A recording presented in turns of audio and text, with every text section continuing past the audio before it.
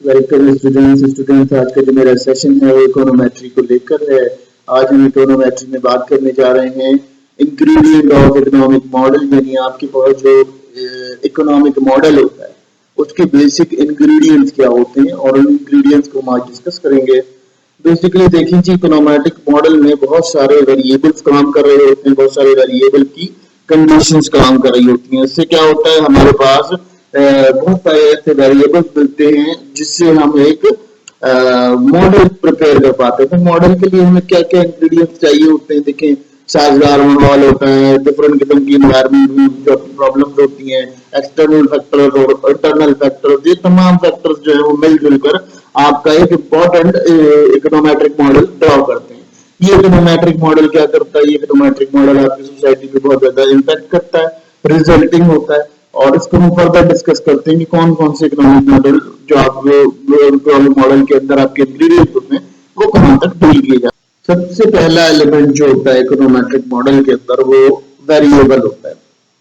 Variable क्या करता है, वेरिएबल का बेसिक काम क्या होता है, वेरिएबल जो है वो कोई इकोनॉमिक एस्पेक्ट को आपके जो सिस्टम होता है उसके अंदर डोनेट कर रहा होता है। जैसे क्वांटिटी है, प्राइस है, सप्लाई है, डिमांड है, इसको डोनेट करने के लिए एक स्पेसिफिक वेरिएबल यूज किया जाता है। यानी हम क्या करते हैं, हम कोई अल्फाबेटिक वेरिएबल को ले लेते हैं, या अल्फाबेटिक वेरिएबल होता है या वो न्यूमेरिक वेरिएबल होता है, उसको हम ऐसे डिस्कस करते हैं। बेसिकली वेरिएबल क्या होता है, कोई सिंबल होता है जो किसी क्वांटिटी को या किसी चीज को डिफाइन कर रहा हो, तो वो वेरिएबल कहलाता है। तो इकोनोमेट्रिक मॉडल में जो सबसे पहली चीज होती है वो आपका वेरिएबल होता है। वेरिएबल से आपका जो है मॉडल बहुत ज्यादा डिटेल काम करता है और उससे समझ आ जाता है कि आपका जो मॉडल है वो किस तरह से काम करेगा, परफॉर्मेंस। दूसरी जो सबसे बड़ी चीज होती है इकोनोमेट्रिक मॉडल के अंदर, यानी उसका जो सबसे इंपॉर्टेंट इंग्रेडिएंट होता है वो होता है इक्वेशन। इक्वेशन क्या होता है कि डिफरेंट सेट ऑफ वेरिएबल को हम एक जगह प्लेस कर देते हैं तो वो प्रॉपर मसावाती अमल शो कर रहा होता है। यानी एक दूसरे के दरमियान जो ताल्लुक होता है वेरिएबल्स का, उनको डोनेट करने के लिए हम एक इक्वेशन को यूटिलाइज करते हैं। अच्छा, अब उस इक्वेशन में क्या करते हैं, हम उस इक्वेशन को ऐसे ट्रीट करते हैं, उसको ऐसे डील करते हैं कि हम उसके अंदर अपना सिस्टम जनरेट कर रहे होते हैं। डे टू डे ऑपरेशन, यानी डे टू डे के अंदर चेंजेस आ रहे होते हैं, तो हम क्या करते हैं, इक्वेशन को बैलेंस कर सकते हैं। तो इक्वेशन एक ऐसा इंग्रेडिएंट होता है जो हमारे तमाम वेरिएबल को एक लाइन में शो कराता है, एक लीनियर वे में शो कराता है, और हमें समझ में आ जाता है कि हमारा जो मॉडल है वो बेसिकली क्या किस बारे में कह रहा है, क्या कह रहा है और उसकी क्या डिस्कशन है, वो क्यों करना चाहता है ऐसा, हमने क्यों उसको प्रेजेंट किया। ये तमाम बातें जो है एक इक्वेशन से वाज़ेह हो। तो जो इंग्रेडिएंट हम देखते हैं मॉडल में, सबसे बड़ी चीज होती है एजम्पशंस।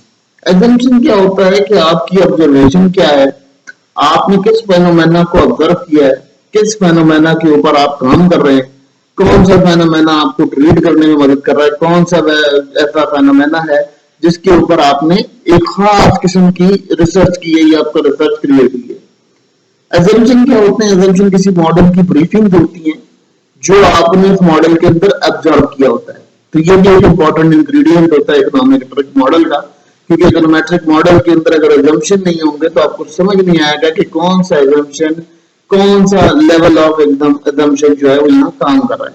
ठीक है, तो स्टूडेंट्स को एजम्पशन के बारे में ये चीज समझनी चाहिए कि जब आप कोई ऑब्जर्वेशन करते हैं तो उसकी एक रिटर्न थ्योरी लेते हैं, तो वो रिटर्न थ्योरी जो है वो आपका एजम्पशन कंसीडर किए जाते हैं, जो आपको समझाने के लिए काफी होते हैं कि स्टूडेंट को समझ आ जाए कि कहां से लिया गया। होते हैं जी पैरामीटर। ये पैरामीटर्स क्या होते हैं, ये भी कुछ फॉर्म ऑफ वेरिएबल्स होते हैं जिनके अंदर कुछ ना कुछ फ्लेक्सिबिलिटी मौजूद होती है, जिससे हम मॉडल को एनालिसिस कर सकते हैं। अगर किसी, देखें कोई टाइम चेंज हो गया, कोई ईयर चेंज हो गया, हमने मॉडल का कोई पहले निकाला था मॉडल, अब आगे हम इसको प्रेजेंट एज में डेवलप करना है, तो हम उसके पैरामीटर की मदद से उसको डेवलप कर पाएंगे।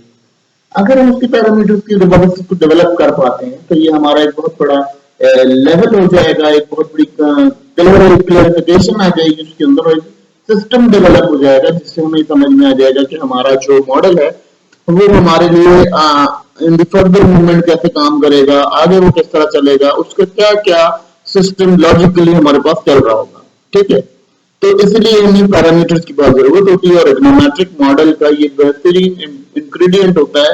इसके बगैर मॉडल कंप्लीट नहीं होता, क्योंकि पैरामीटर्स के बगैर मॉडल की ऑथेंटिसिटी खतरे में पड़ जाती है। अब जो इम्पोर्टेंट इंग्रेडिएंट होता है वो होता है डाटा।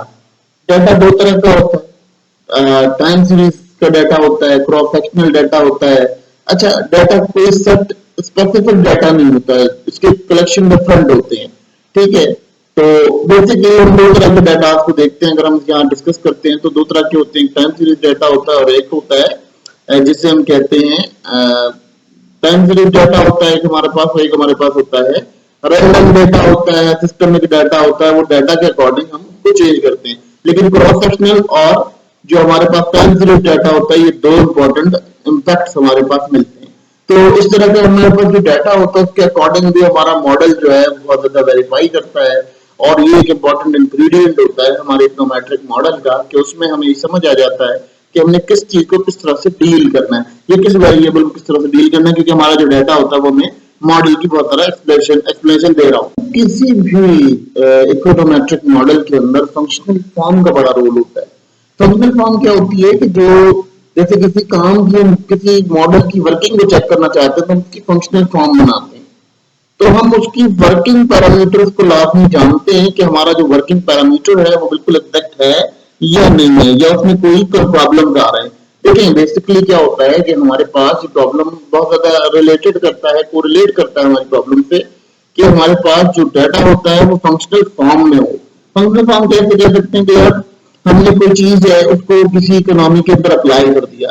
लेट्स सपोज आप इस क्लास में बैठे हुए हैं, आप क्लास के बाहर जो है जो दुनिया चल रही है, रियल वर्ल्ड चल रही है, उस रियल वर्ल्ड से आपका जो कनेक्शन है वो आपका फंक्शनल फॉर्म होता है कि आपका मॉडल जो है वो क्लास में तो वेरीफाई कर गया, लेकिन जब आप उसे रियल वर्ल्ड में अप्लाई करते हो तो वहां उसकी क्या चेंजेस आएंगे, या वो मॉडल किस तरह से परफॉर्म करेगा, फिट बैठेगा नहीं बैठेगा, तो ये फंक्शनल फॉर्म होती है, किस तरह से काम करेगा, ये कारकर्दगी जानना बहुत इंपॉर्टेंट होता है इकोनोमेट्रिक फॉर्म को। जब आप चेक कर लेते हो तो फिर आपके पास एक और चीज आती है जो होती है validation of model. Validation of model का क्या होता है कि आपका मॉडल कितना वैलिड है, आप कितने वैलिड मॉडल को लेकर चल रहे हो, इस बात पर बहुत ज्यादा आपकी जो टाइमिंग होती है वो डिपेंडेंट होती है। इससे क्या होता है, इससे आपका जो सिस्टम होता है जिसमें आप मॉडल परफॉर्म कर रहे होते हो, जो डाटा आपके पास होता है वो आपको समझा देता है कि आपके पास कितना मॉडल जो आपका वैलिडेट करेगा रियल वर्ल्ड के अंदर, उसके जो वेरिएबल्स होंगे वो किस तरह से काम करेंगे।